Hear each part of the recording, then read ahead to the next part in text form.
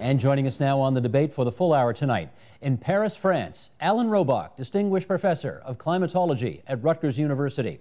In Calgary, Alberta, David Keith, Canada Research Chair in Energy and the Environment at the University of Calgary. And in our nation's capital, John Stone, Professor of Geography at Carleton University and former policy advisor at Environment Canada.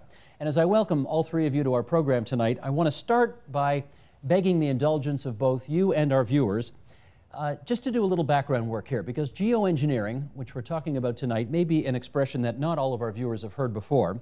So here's what we're going to be talking about. We're operating on the assumption that we cannot dramatically enough change our lifestyle to get all of the climate change CO2 out of the air.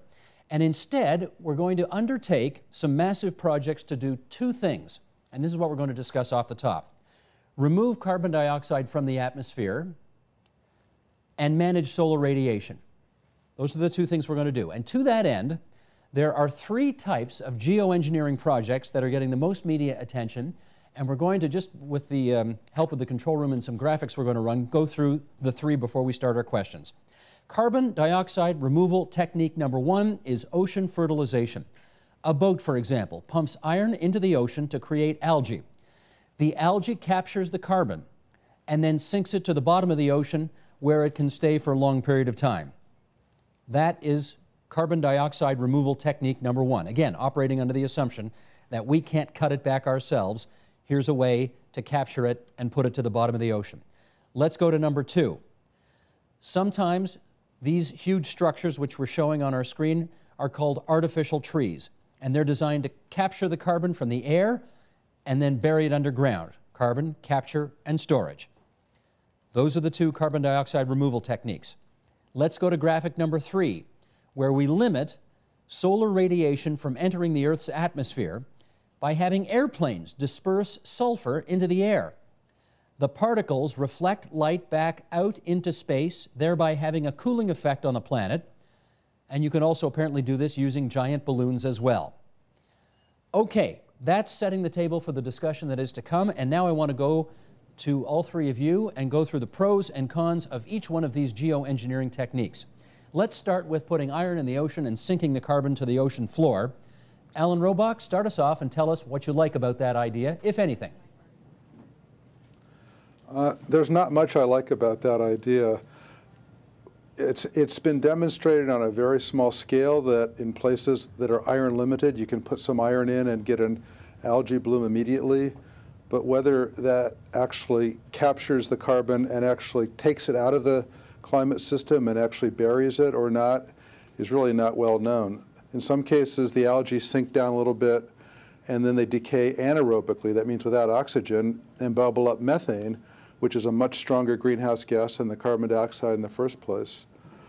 Furthermore, it would really, if it was done on a massive scale, it would really disrupt the whole oceanic food chain with unknown effects on fish and the entire life cycle in the ocean. So this has not ever been demonstrated that it would actually work. Most scientists think that there are so many questions about it that it's really a dangerous kind of thing to put our hopes on. So a definite thumbs down on ocean fertilization from Alan Robach. David Keith, why don't you come in and give us your view on the pros and cons of that technique?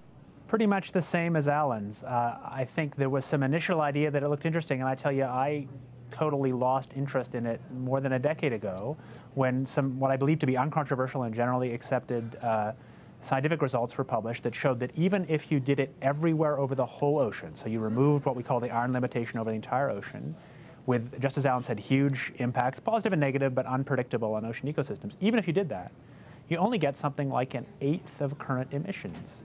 And to me, that's just a kind of laughable bargain. Like, why would I even think about messing with the ocean that much to get only 1/8 of current emissions? So I basically think that nobody in this business takes this one very seriously anymore, except for a small community of entrepreneurs and some scientists who were kind of using it in order to learn more quite interesting geoscience.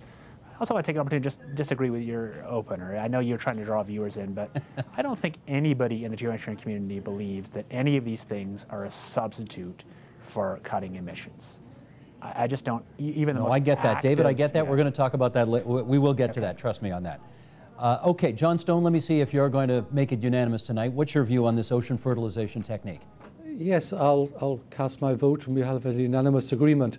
At least this is an area where we've tried some experiments, but the experiments have not been very convincing. The efficiency, as David said, is really, really low. We have problems where some of the CO2 has actually been recycled back into the atmosphere. There are significant risks involved, as with all of these geoengineering approaches, risks with disturbing the ecology of the oceans. I just might add a further point. This only deals with removing of CO2. That's a very important greenhouse gas, but there are several others, such as methane. And I don't think these experiments are planned to do anything to reduce methane concentrations in the atmosphere. Okay. So I agree. Let's go to example number 2 we gave then of the creation of these so-called artificial trees that would capture the carbon and then store it underground. And why don't we go in inverse order this time? John Stone, why don't you tell us what you think about that idea? Well, from what I've read about it, this is likely to suffer from the other problem with geoengineering. It's going to be extraordinarily costly. Again, it's focused on removing CO2 from the atmosphere, so it does nothing about the other greenhouse gases, methane, nitrous oxide, chlorofluoromethanes, anything else. So it's only a sort of a partial solution if it would work at all. So I'm certainly, this seems to fall down because of the costs involved. David Keith, your view? So on this one, I'm conflicted. I'm in a technical sense. So I run one of the 2 or 3 startup companies that's most serious trying to figure out how to do this, a company called Carbon Engineering. And so I think I'm not serving as a commentator on this in a useful way. I guess I'd say a couple things. I think that the question really is what it costs. I suspect my other 2 guests would agree that if we could do this in a way that was acceptably low in cost and it didn't have big local risks, which some techniques might and some might not, that it's a pretty useful thing to be able to do, to take CO2 out of the air, since that is, despite, agreeing still with what John said, that's the major greenhouse gas that we're really concerned about over the century. But the real question is, what does it cost? And some of my colleagues who I respect a lot think that the cost is so high it'll be a joke. I absolutely don't think that, and I'm putting a huge amount of time and effort into showing otherwise, but I can't prove anything. We just have to actually go and learn what it actually costs. Do you want to give me a ballpark figure, though, David, on what you think, sort of, take one of those so-called artificial trees? Well, so first of all, only one of the 3 people doing this calls them artificial trees, and so that's sort of a marketing term I'd prefer to avoid. What would you prefer to call them? It doesn't make any sense because trees use sunlight to drive themselves. This is a totally different kind of thing. So I think what should we call it? Is really poor. Most people call it air capture or direct capture of CO2 from air. Okay, and one of those air capture units, as we showed them on the graphic earlier in the program, any sense of a ballpark figure on what it would cost? So those units, I don't know what graphics you use, but I suspect you use Klaus Lackner's graphics, and I have no idea. They're not marketed. I know what we think our thing costs, but I'm not in liberty to tell you. I can say the following thing, that if you just say things are expensive or cheap, it means nothing unless you have a comparison. Sure. So I think that removing CO2 from the air certainly costs enormously more than doing nothing or than easy efficiency improvements. And removing carbon from the air is only an addition to other stuff we must do about reducing emissions. But I can also say that I'm really quite confident, not everybody will believe me, that we can do this at a cost that's actually much lower than some things we're already doing. So in Ontario, we have feed-in tariffs for photovoltaics. And I take photovoltaics very seriously, but not in Ontario now. And those costs end up being more than $1,000 a ton carbon, if you're really honest about it. And there's just no question we could take CO2 out of the air at a cost a lot lower than that. So that says that it might actually be something interesting. But like any of these things, you actually have to put the effort in, do the innovation, and look at what the local risks are. So our technology, like any other, will pose some local risks, and it certainly isn't a magic bullet. Okay, let's go to France then. Alan Robach, on the issue of air capture and the technique we've been describing right now. What are your views on the pros and cons of that? Well, I basically agree with David that if it could be done cheaply and safely, it's probably a good idea.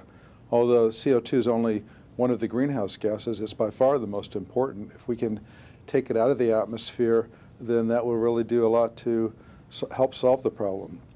However, it remains to be seen how expensive it is. I'm not sure a comparison to solar panels in Ontario, where you don't get much sun, is the right comparison. The other thing is, after you capture the CO2, what do you do with it? The second part is called sequestration. There are different ideas of pumping it underground into old oil wells or pumping it under the ocean. And that, even though it's being done on a small scale now, in fact, to enhance oil production, it remains to be seen whether it can be done on a large scale and safely and keep it underground so it doesn't bubble up again.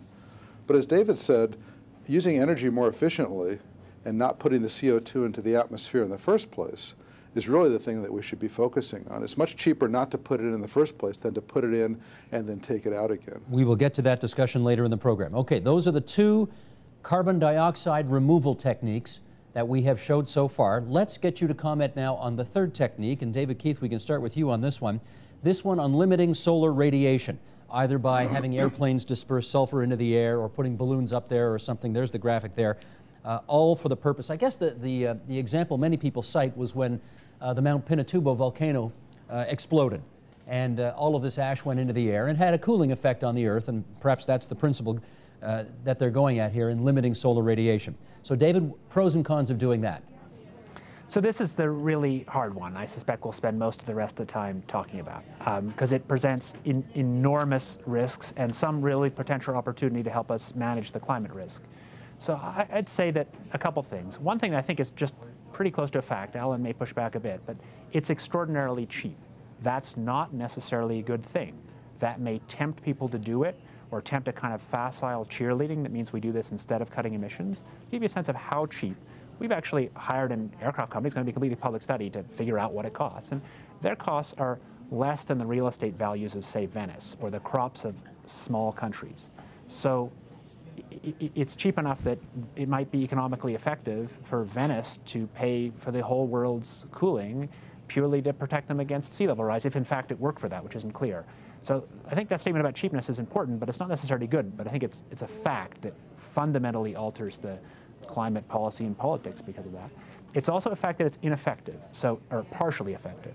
So it's pretty clear you can cool the planet, but you will not and cannot bring it back to exactly the same climate state you started with.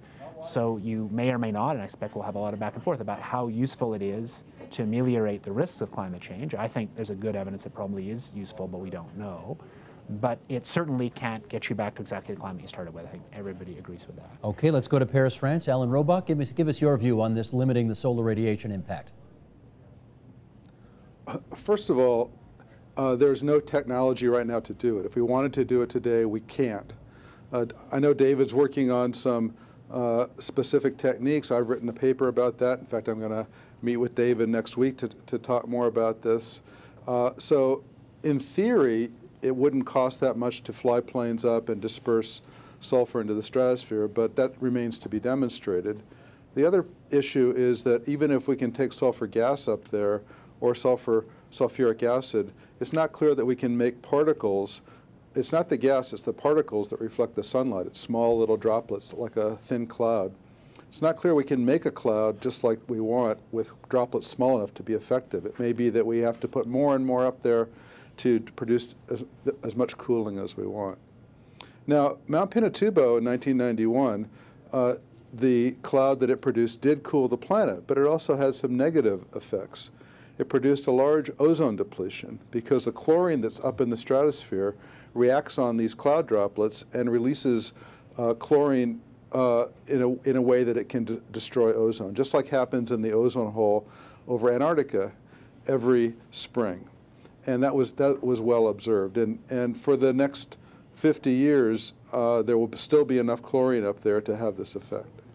Furthermore, it cooled the continents in the summertime over the northern hemisphere more than the ocean, and that reduced the strength of the Indian-Asian monsoon circulation and produced a reduction of precipitation.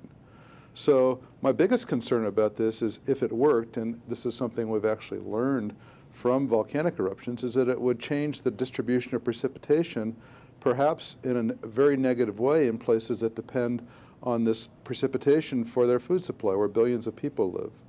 That's what our climate model simulations show. That's what observations show after every large eruption. And so I'm not sure that we're willing to make that bargain in order to keep sea level from rising and keep the ice from melting. We still need a lot more research to see how robust that conclusion is and what the negative and positive effects of this would be. Okay, John Stone, your view on solar radiation management. Thank you. There's actually, as far as I know, three main technologies that are being discussed. One is to put aerosols up into the stratosphere. That's what happened in Mount Pinatubo. The second is to spray water, seawater into the lower atmosphere and create marine clouds. And the third one is the one which is more glamorous, is to put reflectors up in the atmosphere, in the sky somewhere. All three of them, in my view, have four problems associated with them. For the aerosols, whether it's in the lower or the upper atmosphere, the residence time is likely to be low, maybe as low as 5 years. So this is not a permanent solution. The second is the one that Alan referred to, which is, in my view, a really very big concern, is what the effects on precipitation regimes will be. Because these solar radiation management approaches are really only tackling the temperature side. I mean, this is why we get into this terrible problem of referring to the issue as global warming rather than climate change, because global warming is only referring to the temperature, and climate change has a lot of other things that we have to worry about. So the third problem is an institutional one that perhaps hasn't been discussed that much, but if you're going to be following some of these approaches, you're going to be affecting the climate, probably in a regional scale.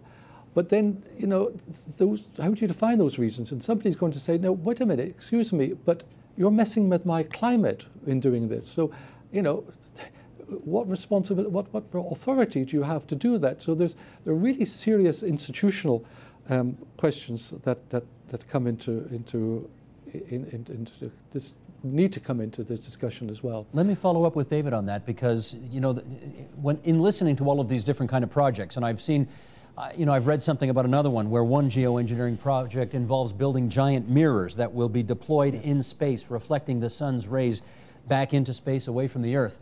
There is a kind of an uncomfortable, well, two things. One, some of these sound pretty far-fetched, and number two, there is a sense of, you know, it's not nice to fool Mother Nature going on here as well.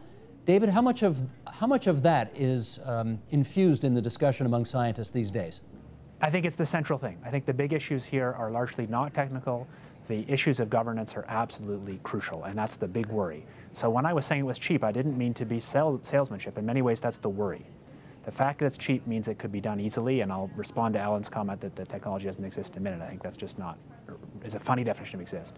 But the governance problems are very hard. So let's be specific. Let's say China believes, whether it's true or not, that their monsoon is weakening and that they can strengthen the monsoon by cooling the oceans a little bit using this cloud technique, which, just as Alan said, the monsoons depend on the land-sea contrast. Let's say indeed China does that, and maybe it makes their monsoon a little better, or they think it does, and the Indian monsoon gets a little worse. I'm not saying that's certain, but let's say that happens. So how do we settle that? It's like frat boys fighting over the thermostat in their room, except it's the planet, and China and India are both nuclear-armed states. So the risks here, the governance risks, I think, are really profound and will change the climate policy for the next century. On the other hand, why are we talking about this? And why are we all not, because actually the three of us all share a lot of the same views about some of the concerns. Why take it seriously? The answer is simple. Carbon dioxide lasts in the air for a very long time. The risks of climate change are still quite unknown. They could be on the worst side of what we expect or the less bad side. And this is about the only thing people can think of that can act quickly. So if we find that the climate has changed dramatically, this is one of the things that actually could limit the risks and limit the warming over a sort of 50-year period. And the simple truth is, although we should cut emissions, I totally agree with that. In fact, we should have started cutting emissions seriously 20 years ago. Nothing we do to cut emissions emissions cutting is necessarily slow because of the long lifetime of CO2 in the atmosphere. So even if we act very aggressively to cut emissions, it takes a long time to reduce temperatures, century scale times. So the reason people are interested in this is because there seems some obvious potential to reduce climate risk. And that's true even for precipitation. So even in models like Alan's model, it's simply not true that this only works on temperature. We've actually just done some analysis that shows that if you just focus on precip and you weight regions by population and you say you want to bring the population-weighted precip back towards pre-industrial, geoengineering on the simple models, which may be wrong, but they're the same models we use to understand the climate problem itself, is actually still pretty effective. Okay, let me follow up with Alan Robock on that then.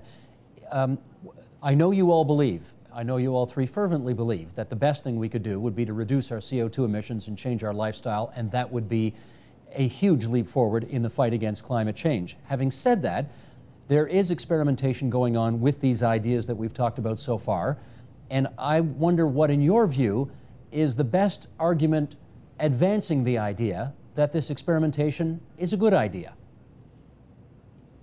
There's two types of experimentation. One is in theory, among consenting adults behind closed doors with their computers. And that kind of experimentation, I think, is crucial. It's very important. I'm starting to do it, and a lot of other people are doing it. I've organized the computer modeling groups around the world for the next IPCC report to all do the same geoengineering experiment to see what the effects will be on precipitation and other parts of the climate, so we can compare amongst models. And we really are sort of in our infancy in understanding what this would be going along with the increase of greenhouse gases. So I think this theoretical experimentation is really important, and we need to do a lot more of that. The other kind of experimentation is actually in the atmosphere. And as far as I know, none of that has actually been done. There was one experiment in Russia where they put some flares into the atmosphere and made a few clouds of dust and looked at the radiation, but it was a very sort of trivial experiment and wasn't very interesting. But on the scale that we would need to do in the atmosphere, putting stuff in the stratosphere, it's never been done. We're going to have a conference in another week in California, 150 people at Asilomar, talking about these kinds of governance issues with respect to experimentation. I mean, who has the right to actually go into the atmosphere and do it? We published a paper recently in Science showing that if you want to do experimentation in the atmosphere and then look at the results, there's two big problems. One is if you put a little bit of aerosols in, sort of baby steps, you won't be able to tell whether it affected climate because there's so much variability in the climate system. You won't be able to tell whether climate cooled or warmed because of that or because of something else. In fact, there were two moderate-sized volcanic eruptions in the last 2 years, and Sarychev in Russia last year and Khasatochi in Alaska the year before, and we haven't been able to detect any climate signal. The other thing is if we're trying to see what kind of cloud we can make, we can fly airplanes up there and spray stuff out of the back and have another plane flying along behind it and see initially what we produce, but soon it will disperse and become very diffuse, and it won't be impossible to measure it. We don't have the satellite systems to measure it. We don't have airplane systems, and we won't be able to actually study whether we produced a cloud like we like. And if we're going to be, as John mentioned, you'd have to continuously do this. You couldn't do it just once like a volcano. You have to go up every year, every week, continuously spraying to maintain this cloud. And so we can't test that by spraying into a pristine atmosphere because the effects of spraying into an existing cloud would be quite different. John Stone, follow up with this if you could. Forgive me, Alan, let me just go to John Stone on this one. Sure. Are you concerned that by continuing to experiment, John, with these kinds of techniques that we've been talking about tonight, that we somehow will let the public off the hook from the idea that they've got to change their lifestyle and reduce their CO2 emissions because, after all, we'll just send some planes up in the sky and let them spew some stuff and that'll take care of everything? Is that a worry? It's a deep worry. It's the fundamental worry in this. I mean, you've had some very useful programs earlier in this week on this, but the threat, and it's the real threat of climate change, is because what we've done to change the composition of our atmosphere. We've put greenhouse gases up there at levels that we haven't seen for close to 1 million years. And we know that if we're going to do anything to change that, we're going to have to reduce our emissions which are actually growing far faster than they've ever gone before. And it worries me that talking about these geoengineering techniques are kind of a distraction from something that I think we've got to do and we've got to start doing now. Many of the studies that have been done and reported by the Intergovernmental Panel on Climate Change suggests that, in fact, we have to start reducing emissions within the next 15 years, and, at a maximum. I mean, that's not very far away. And as David has said, I mean, there's a lot of inertia in the system. Inertia because CO2 in the atmosphere stays there between 100 and 1,000 years. And as it's there, it keeps on absorbing heat and warming the atmosphere. And inertia, too, in our physical infrastructure, in the cars we drive, the power plants we use to produce electricity. I mean, and because of all of those sort of inertial problems, I mean, the sooner that we start to work on reducing emissions, the better. My view is that these geoengineering techniques are likely to be more risky and more costly than doing what I believe is the right thing to do, which is reduce the emissions at the start. So David Keith, just so we're all clear about this, none of what we've discussed tonight, no matter how brilliant the idea, no matter how 10, 15, 20 years down the road effective they may turn out to be, none of this, in your view, gets us off the hook from reducing our CO2 emissions and lowering our carbon footprint. Is that right? Yes. In the long run, you have to reduce emissions. If you tried to just keep emissions growing and then at the same time turn down the sun, so to speak, by adding aerosols, assuming it all worked, you'd still end up in a climate crisis. But nevertheless, I think we've got to be real. The fact is, we should have started cutting emissions 40 years ago. But even if we cut emissions very quickly towards zero, the CO2 we've already put in the atmosphere poses a real risk. And that's the reason that I and some others now think it is important to talk about these things, even though, as John said, and I completely agree, the fundamental concern here is that by talking about this, people will feel like they're let off the hook.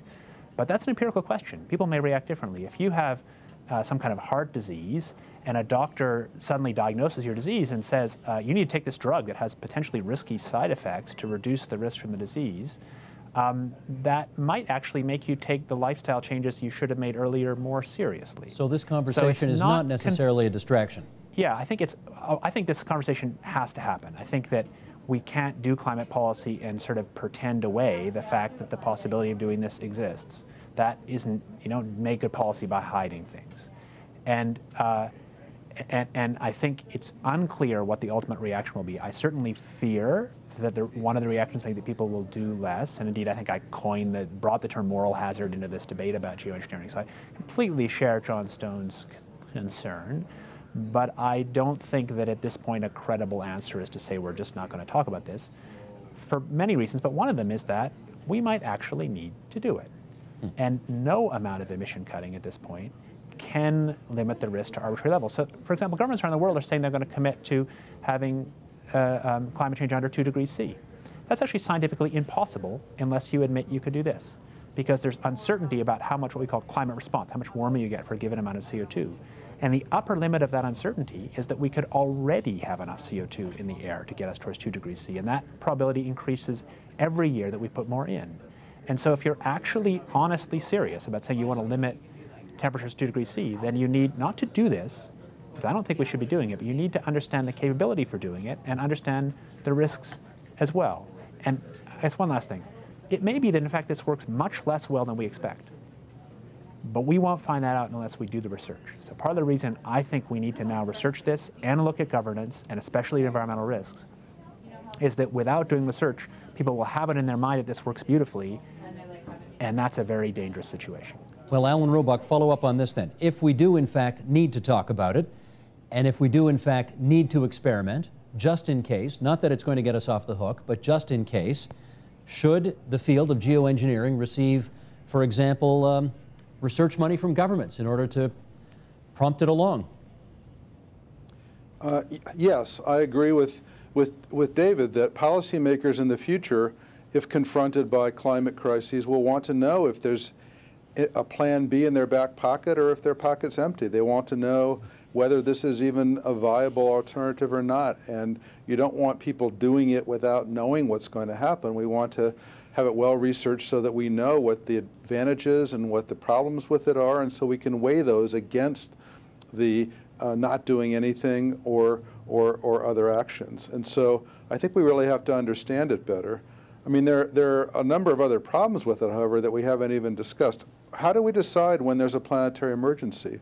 Whose hand is on the thermostat? How do we decide when to start it. There's no way to do that right now. Different people might have different ideas. And what if we do start doing it, and maybe to keep the temperature at a constant temperature, and then by some problem with the technology or with the will, that we can no longer do it. In a year or two, the aerosols will come out of the atmosphere and temperatures will shoot up at a rate much faster than it's going up now. And it's that rate of change that's hard for us to adapt to. So once we start it, we'll be sort of locked into doing it for a long, long time. And so that, and with basically no end in sight. John Stone, anybody having that kind of conversation Alan Robach just referred to? Can I jump in? Potential for a global treaty, whose hand is on the thermostat, those kinds of questions?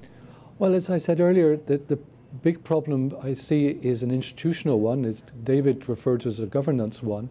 The problem is that, you know, if you're going to do some of these real experiments in the real world, I mean, it's going to potentially affect the real climate. And then you get into these governance issues about whose climate are you affecting and whether you have the right to do an experiment on a particular piece of climate. I mean, you can't divide up the climate. We have one atmosphere, and so I think the only experiments that are safe are experiments with computers and pieces of paper and pencils, but not in the real world. So I think there's a problem with that. I think there's, if I may just briefly introduce another issue. It's because of what David said earlier. Well, just, John, do me a favor, hold off on that new issue, because I do want to hear what David Keith has to say about this. Who's got their hand on the temperature on the thermostat right now, David? We have no idea. We have no mechanism, and we are engaged, lots of us engaged in conversations trying to get people, policymakers, talking about what to do. And one of the other reasons I think we need a conversation now is I think the worst case is that we go for sort of 30 years with the elite policymakers having in the back of their mind that they could do this, but no conversation. Then suddenly you try and do it quickly, or one country tries to do it unilaterally, and you have an international crisis with no prior agreement about what to do. So I don't know, nobody knows how to govern the planet for this, or for that matter for putting CO2 in. I mean, the CO2 we're putting in is changing the climate. That's the whole problem. We don't have a governance method for that. So I think beginning the conversation about governance before we get to some crisis, and I agree with Alan, it's not at all clear how that would be defined, is crucial. And that's one of the reasons I've decided that I'm going to push people to start thinking about this. Okay, John Stone, you wanted to say? Well, as David said, and I reiterated, CO2, carbon dioxide, stays in the atmosphere for a very, very long time. We already have seen over the last century or so an increase of global average temperature of 0.6 degrees Celsius. Because of what referred to as the inertia in the system, we have already got in the pipeline at least another 0.6, 0.7 degrees Celsius already. So, you know, together that's about 1.3, 1.4 degrees Celsius. That's getting very close to that magic 2 degrees Celsius that governments were talking about in Copenhagen. And therefore, if there are going to be already these climate changes in the pipeline, then we've got to think about adaptation.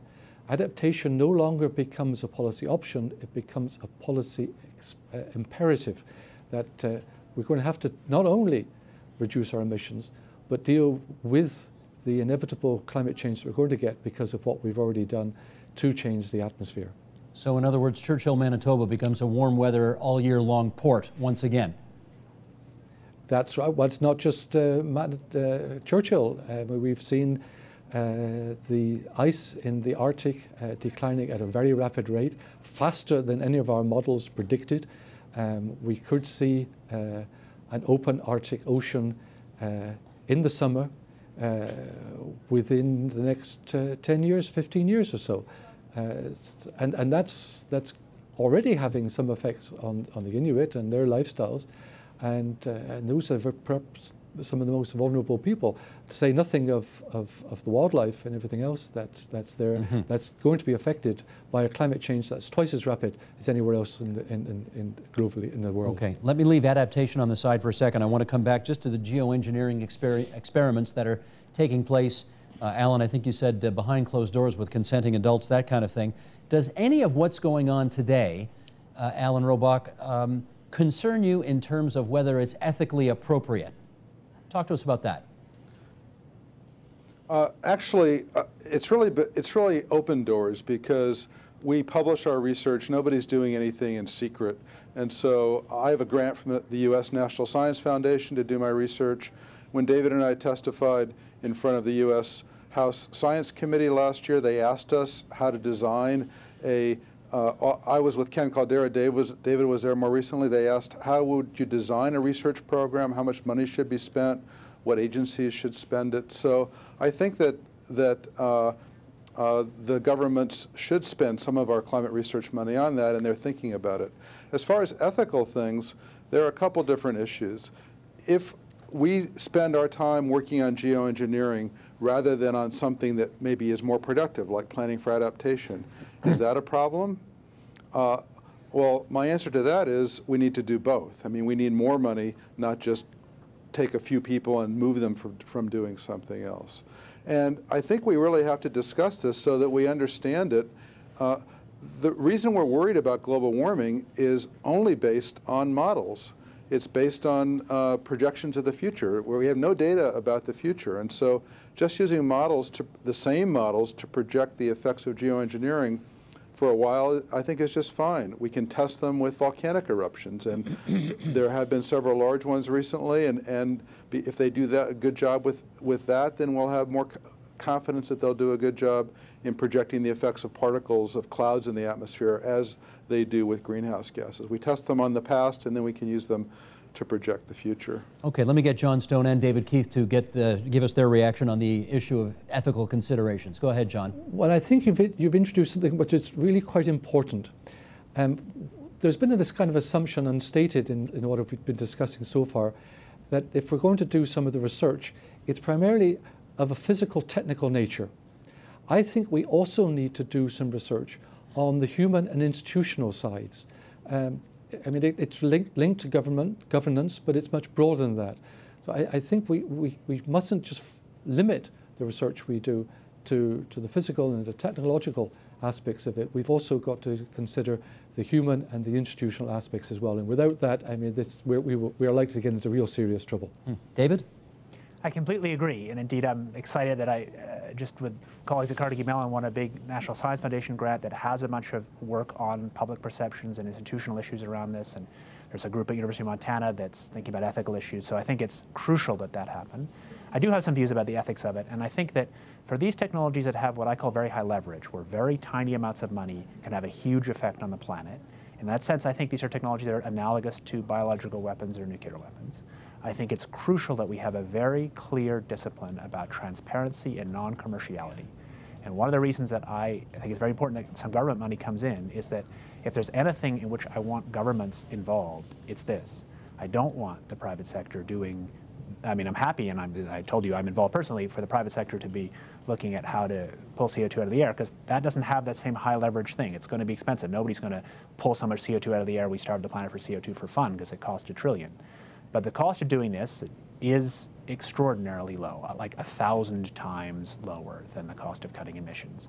And that poses real risks of unilateral action. And we need to begin to think very seriously about that and how to build an ethic of transparency and non-commerciality. And one last moment on adaptation. Adaptation works for humans, but not for the Arctic ecosystems. And so one of the reasons I think that we need to take this seriously is if you want to avoid very rapid climate change in the Arctic, this may be about the only scientific way we know that might achieve that. Okay. Alan Robock, with about 10 minutes to go here, let's consider which countries are leading the way at the moment in pursuing the science of geoengineering. Who's really leading the way on this stuff? The studies that have been done so far today are mainly in the United States and in the United Kingdom. In Europe, the European Commission has just funded a couple €1 million grants to do climate modeling, another one to look at ethical issues, and so there are other Europeans involved also.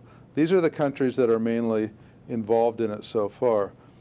But I really think, I like to agree with David, it has to be done transparently and jointly among all the scientists in the world, like the rest of climate research is done. The American Meteorological Society issued a statement on geoengineering, and then the American Geophysical Union endorsed it. David and I worked on writing it, And it indeed endorses research in the physical aspects, research in the ethical aspects, research in the human dimensions, and history aspects, and governance. And so I think the community really is in agreement that this is what needs to be done.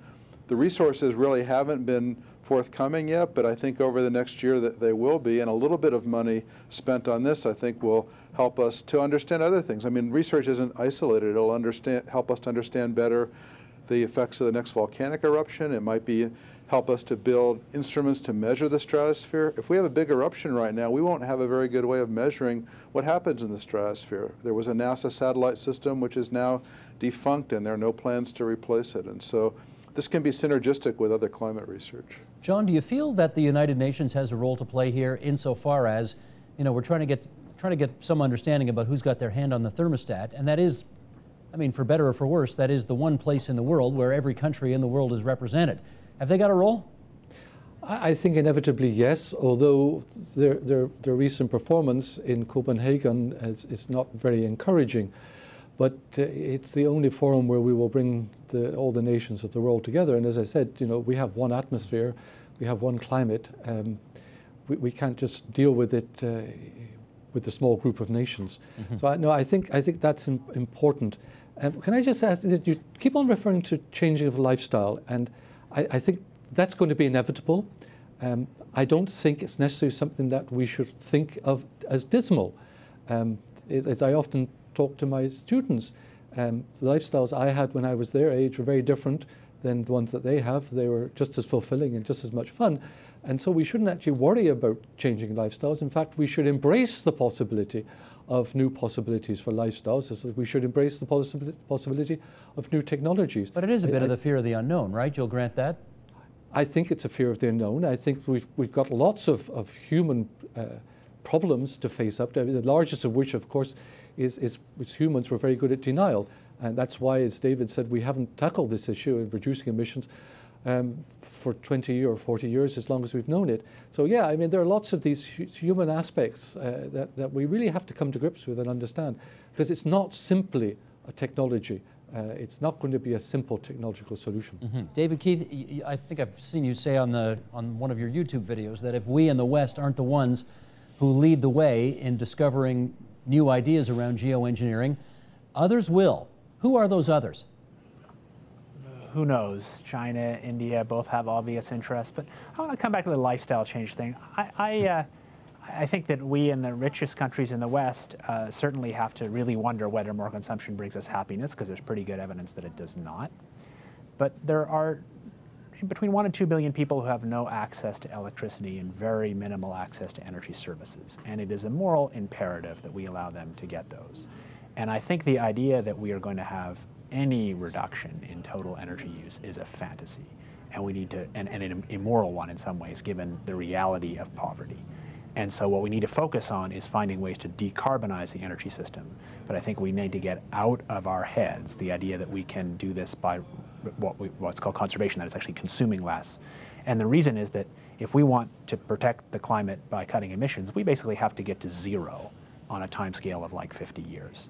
And that can only be done by replacing the high emission infrastructure with low emission infrastructure. Well, that does prompt the question whether one way or the other, via geoengineering that we've talked about today, or just inventing completely new products that emit zero carbon, is technology the answer to the climate change problem? David? I think there's going to be I think climate change will create a technological revolution one way or the other. If we continue to procrastinate and do nothing, then I think it's essentially inevitable we'll geoengineer to try and limit the risks, even though it won't do it perfectly. And that will be a technological revolution, because then we'll be in the world of explicitly managing the whole planet's climate. And if we actually are serious about getting emissions to zero on a timescale of 50 years, that will take a technological revolution, because that's what it's going to take to produce all that low carbon energy. So whether we like it or not, whichever way we get it, that's where we're headed. Alan Robock, technology being the answer one way or the other? Well, yeah, and we already have the technology. There's solar power and wind power. Those two alone have enough energy for the entire planet. The question is utilizing it, distributing it, possibly storing it. and wresting control away from the fossil fuel companies who have a vested interest in keeping us doing what we're doing now. I mean, that's the big problem. Some people see short-term interests in continuing business as usual. But the planet really has enough energy. I have solar panels on the roof of my house. The state of New Jersey subsidized them and paid for half of them. People say, oh, but they're subsidized. And I say, oh yeah, that's exactly the point. Rather than subsidizing fossil fuel companies, if governments subsidize these ways of using energy without putting CO2 in the atmosphere, that's the path forward. And it's not really that difficult. It'll take a long time to change all the things that we do, but cars only last, say, 10 years. So changing cars and running them on electricity within a decade or two, if electricity is generated without putting fossil fuel in, that can be done quite quickly. It's already being done in some places like Israel and Denmark. And one's powered by the sun, the other by wind. They're doing these experiments. Generating electricity from burning fossil fuels, those factories last much longer. And so maybe we can capture the CO2 in the smokestacks before it goes in the atmosphere. So there are ideas, and it would cost a little bit of money to do it, but it'll be much cheaper than not doing it and dealing with the problems later. John Stone, I've heard numerous people who call themselves energy experts say that it's impossible to have what they call baseline power availability. If you don't have coal-fired generating plants, or at the very least lots of nuclear plants, that wind and solar can't get us there, and that therefore this kind of cutting-edge technology is not the answer. What do you say on that? Well, we're not going to solve this problem with just one technology. We're going to need a portfolio of technologies. As Alan said, we've already got lots of those technologies. The problem is we aren't implementing them, we aren't deploying them fast enough, and we're not implementing them fast enough, primarily for institutional, i.e. economic and other governance, and for human reasons. And I think, as I've said before, we've got to understand why we've got some of these barriers if we're going to be able to deploy them in sufficient quantities to be able to make a significant impact. So I'm not going to go down the track of sort of picking winners and whatever. I mean, dealing with climate change is going to take a long time. We've got technology that allow us to make a good start today. We are going to have to do some more research on other technologies and the like. But unless we start now, I'm afraid this threat of climate change is going to become increasingly risky and increasingly costly to tackle. David, is there the possibility here that somehow, you know, there is a brilliance about planet Earth that sometimes solves its own problems when we don't mess around with it? Can you imagine that being an option in this case? No. The rate at which we're putting carbon in the atmosphere is sort of 100 times or so faster than the comparable natural rate, which is the outgassing from volcanoes and vents. And we are truly a geophysical force on this planet in just a stunning way. And we have to find a way to restrain that, or we're in trouble at some level. But I want to actually speak more positively. We've had an amazing record in the West since the war in cleaning up environmental problems. So whether it's air pollution or water pollution, not all these things are dead solved, but we've made huge steps. And we've done it by basically setting clear goals, saying thou shalt not put this much pollution from your car or what have you. And technologies come along to address those, not by picking winners, but by setting clear goals. We have done this stuff before, and we can certainly do it here. We just have to get started. Alan Robach, I've got less than... Yeah, forgive me, I've got about 30 seconds left, and I should let Alan Robach get in. Last 30 seconds, Alan, I'll give it to you. I completely agree. We have the technology, and we just have to implement it, and we have to get on with it. The United States, for the first time now, is actually showing leadership on this. The Copenhagen Accord, while it doesn't have agreements that countries are bound to, has defined what dangerous climate change is, and even China and India now have signed on to pledging to reduce CO2 emissions, with the U.S. trying to lead the way. So I think I'm pretty optimistic that we will have governance that will push us in this direction quite soon. Gentlemen, I want to thank... geoengineering in this... Forgive me, that's our time, Alan. I do want to thank all of you for joining me from 3 different locations for what technologically is a difficult discussion, but we really appreciate you sharing your insights with us tonight. Alan Robach, the Distinguished Professor of Climatology at Rutgers. We've reached him in Paris. David Keith, the Canada Research Chair in Energy and the Environment, University of Calgary. John Stone, Professor of Geography at Carleton, former Policy Advisor at Environment Canada in the nation's capital. Thank you three very much for being there for us tonight on The Line.